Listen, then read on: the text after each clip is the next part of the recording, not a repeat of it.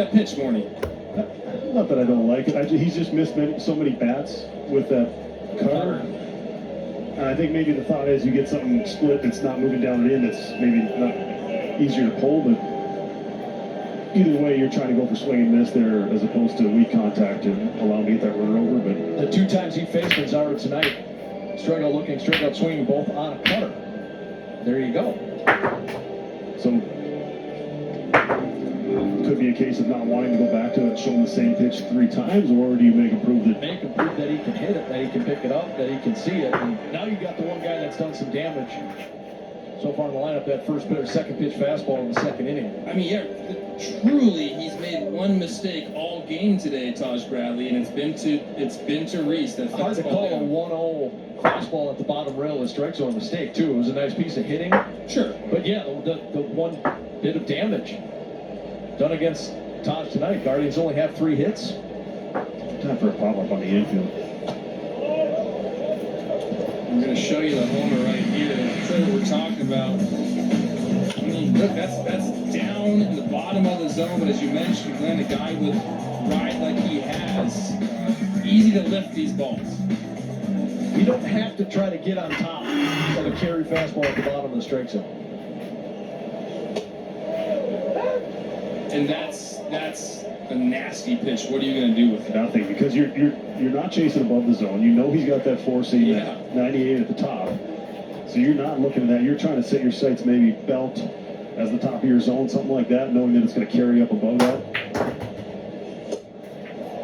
And there's the cutter again. Just the arm action on that, out of his hand. You're seeing these guys anticipating 99, and all of a sudden it's gone. We've got Morris here in the bullpen, so a little bit of little Pilates going on. 1-2 count to Hoskins. Morty wants a high fastball. Let's see what we got. Above the zone if you do. That works.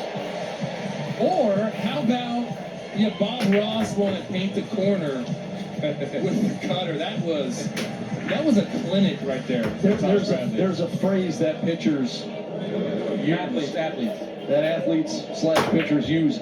It's called best pitch, best location. And so when you need to get an out, when you need to get the result that you're looking for, a strikeout in this case, best pitch in the best location. Throw your cutter away to the righty. Take your chances with that. And he threw it the pitch before that too, and got a unusual awkward swing. So yeah, go back to it. Hey, Rocchio's been a great hitter this year, so definitely not out of the weeds just yet.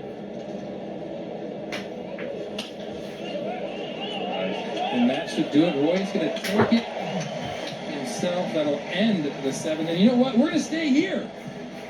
We'll keep it here for today's Insider. It's another rendition of The Moment, this time with Pablo Lopez and Josh Bell when they recall Bell's 200th career homer. So your first one was a grand slam, or you're looking to hit a grand slam in that moment? No, I'll definitely take it. But it was one of those things where I remember my process. I was focusing on the fastballs down and away and trying to take that nice line drive up the middle approach. He left the changeup up in the zone, and that same stroke allowed me to get the bat head out in front, and I hit the ball out of the stadium. I love that you remember, because we're gonna show it right here. So we're gonna go show the 1-1 count. Once you got a floater, that changeup. Right there in the honey hole. Yeah, that was something else. My family was there, parents, sister, everyone. Everyone was watching back home, and it was a Saturday night, sold out crowd in Pittsburgh. You see that smile? I see that smile. You don't see a lot of those anymore, but that was one of the biggest homers of my career.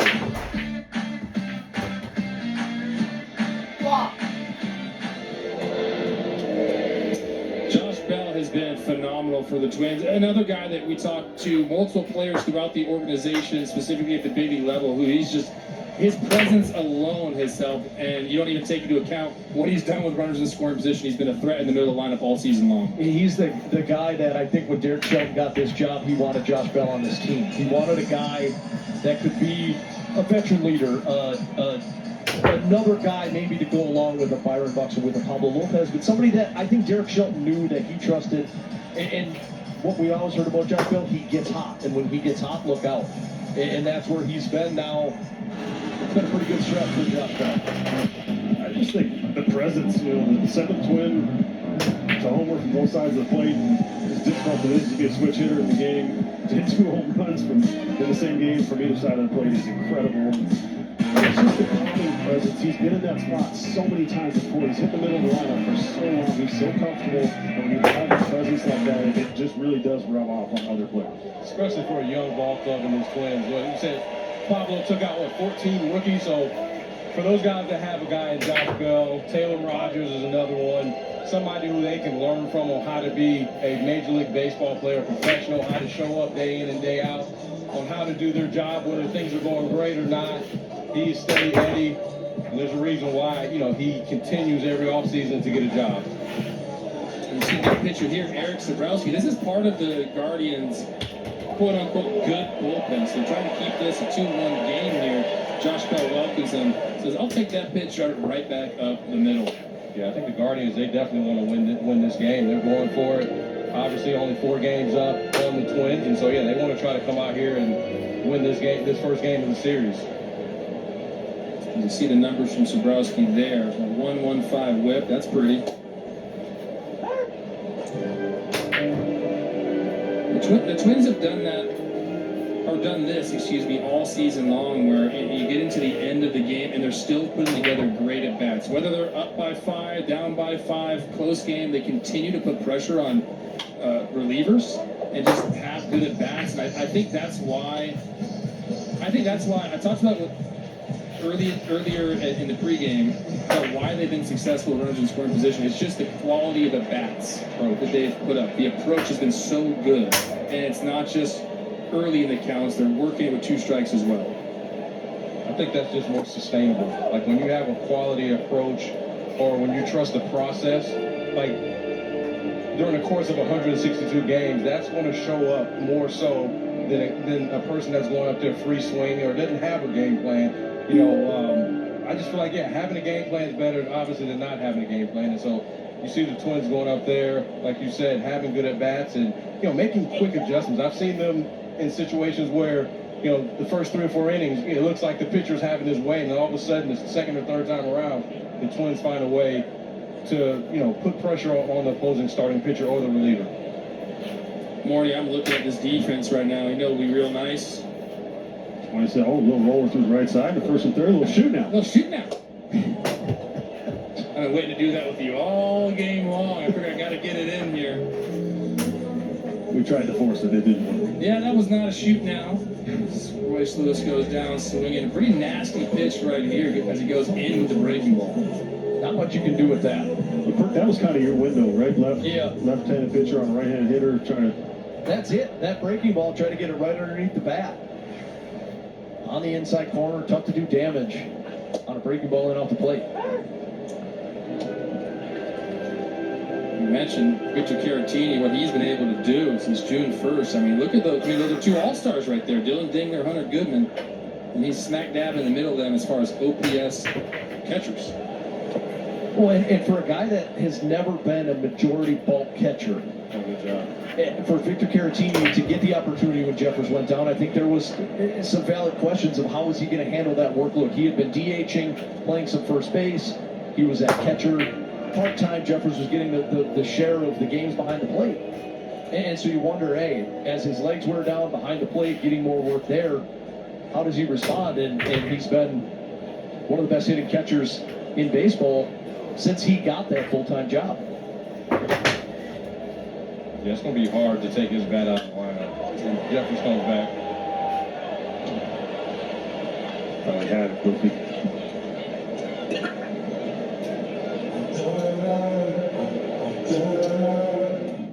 From Twins territory to the world, Delta, official airline of the Minnesota Twins. Goofy. Kind of the point I was making earlier when Jeffers comes back with Bell swinging it so well.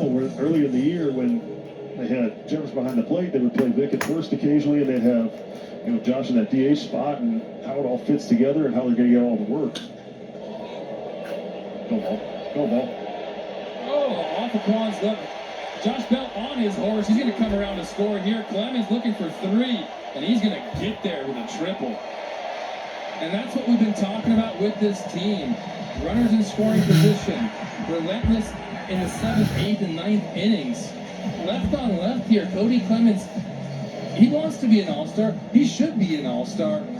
Making his case right here with a beautiful swing. It's just he's earned these at-bats, early at-bats off the lefties. He did some damage. He took some great swings.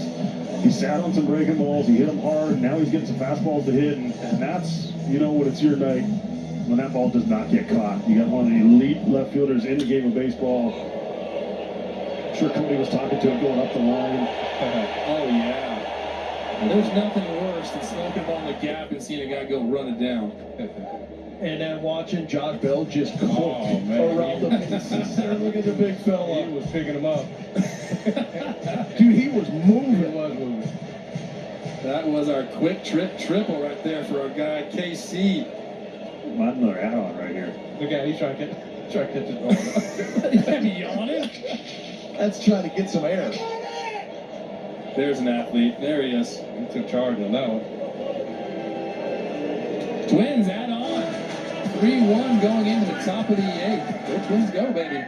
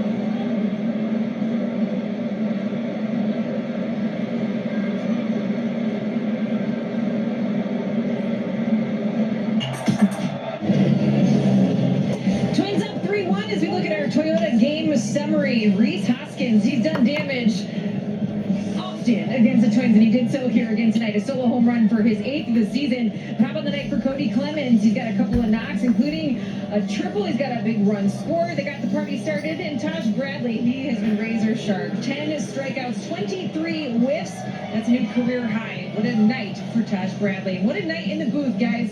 My abs hurt from laughing so hard. So if this is game 1, I can only imagine how I will feel in a couple of days. Yeah, maybe Glenn or Morning will join the party of making everyone laugh. Me and Denard have been carrying this broadcast. We got a new pitcher, though. We're talking about our good bullpen, Andrew Morris, Glenn.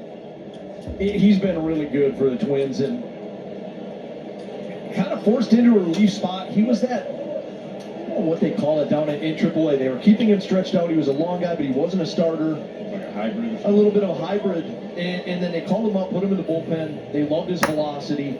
He started to figure out how to strike hitters out. His K rate has gone from under 20% the first 2 months of his career. He's over 30% the last 2 months. The biggest difference for him and the success he's had, getting strikeouts late in the game, you don't want to leave it up to the defense. You don't want to leave it to chance. You've got to be able to punch guys out, and he started to figure that out. I think that's a skill that young pitchers learn at this level is how to get strikeouts, when to attack, what pitches to throw in those spots to get strikeouts, and he's done a really nice job of it. When did that happen for you? Because we talk often about, like, you know, the way that you envisioned your pitches and you saw guys' swings. When did you find that spark that was like, okay, this is how I'm going to get guys out? There's moments where you'll throw certain pitches and you get a swing and a miss, or you get an ugly swing, you get a check swing, and you think, okay, what did I do to get to this point that I got the hitter to look like that? And then it's about finding ways to get there again. What sequence got me to get the check swing or to get the swing and miss on a breaking ball down below the strike zone? I think early in guys' careers, and I think it's the same thing for hitters, you're just trying to survive. Absolutely. You're in the batter's box, you're like, I just need to try to get the bat on the ball. Yeah. I don't want to look stupid. Yeah. And it's the same thing when you're on the mound. You're thinking, all right, I want to get through this inning. Let me just have a 1, 2, 3. Let me put up a 0. And then at some point, poor guys, you start to figure it out. And then you're thinking, how can I attack this pitcher? What can I do to do damage here as a pitcher? What can I do to get the swing and miss? How can I make this hitter look foolish? Part of it is just getting comfortable at this level. So you think it's kind of like being a poker player where when you become a good poker player, you're more worried about what the other hands are as a player. You know what's in your hand. You know what your stuff is. Like in the minor leagues, you're just trying to throw strikes, and you're just worried about how's the four seam coming out of my hand, and then it turns into that chess match. That's when it becomes fun. I think it's a pretty good comparison, yeah. Where you're not, you're getting away from maybe just throwing, and you start trying to execute pitches. You start pitching. And this is what Poofy, you asked me about Larnick earlier. How about that? That's kind of where I think that where he's at now. He's playing chess now. He's going back and forth. He's not worried about where his barrel's at in his hand. And yes, you go through mechanical tweaks and you have your checkpoints that you go through as a hitter. But there are times when all you're thinking about is how does this team usually pitch me? How does this guy come out of the bullpen and throw to me? What's this catcher like to do to me? And you have to know both of those things. And I think that's kind of how it turns into as a pitcher as well, right? You're kind of. Right. Do you believe in setting up hitters? Once you get comfortable, then you can figure out how to attack. But do you feel like to get a strike guy out on, like, did you learn that to strike a guy out on a slider down in, I had to throw him a fastball above the zone the pitch before to change the sequence, or? Oh, we see Patrick Bailey have another catcher challenging.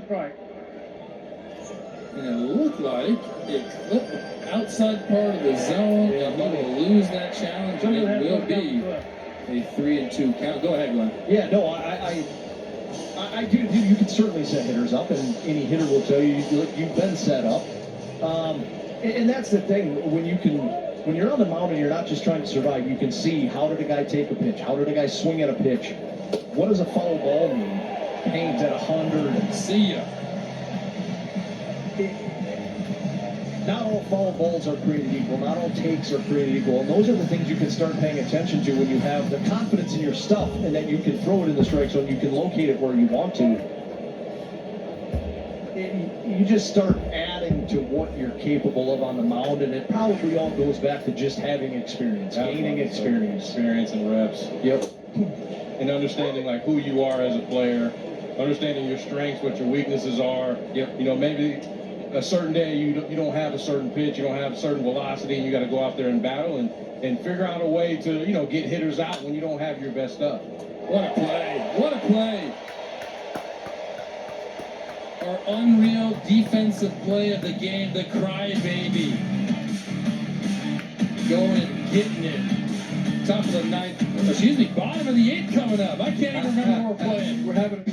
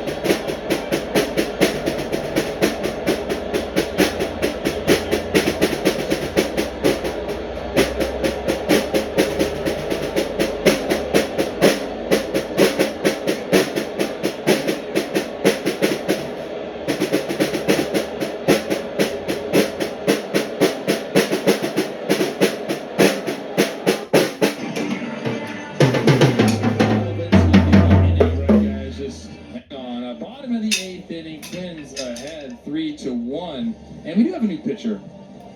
Matt Festa coming in. Hey, you're running out of time. You're running out of chances. I'm having a good time, dude. You're running out of chances to get the inning right. We're in the bottom of the 8th. Why don't you talk about this guy's arsenal? Sweeper, four-seam, cut, sink. You can do that. I just did it. Anybody can read off the script. Not everyone can read. That's a fact. Facts. You have to translate it to Canadian. That'll be fun. Oh, yeah. You need to put you and like the word color and stuff. Yeah. Yeah, there's been a lot of that going on with the World Cup and the 4th of July, where we took a lot of L's out of words because we gave it to Britain. He shot a nice swing, but that's the first out of the inning. He got that one. I got to it. The canceled had 2 L's, but we took it out and we gave it to her. I got you. Okay, We'll thanks. talk about it after the game. Yeah, that one cares. Look at the drone cam. I care about that. Big drone cam guy right here, Delta. That's live B-roll. I actually came up with this idea last year, and here we are. What was the idea? Then I thought that all the B-roll was live, and then they said it wasn't. And Those then are the scenic shots. I said, why not? You mean the time they showed the front of the stadium and people were walking up with Yankees jerseys and we were playing the Orioles? You thought it was I live? didn't see that one. I just saw like the sunset over a beautiful like Minnesota skyline. And it was a 1 o'clock game. Yeah, maybe. Maybe. But hey, anyways, you know, you gotta be a little crazy to come with great ideas like the drum cam. I didn't know that you invented drones. Congratulations. I wish I would have. Man.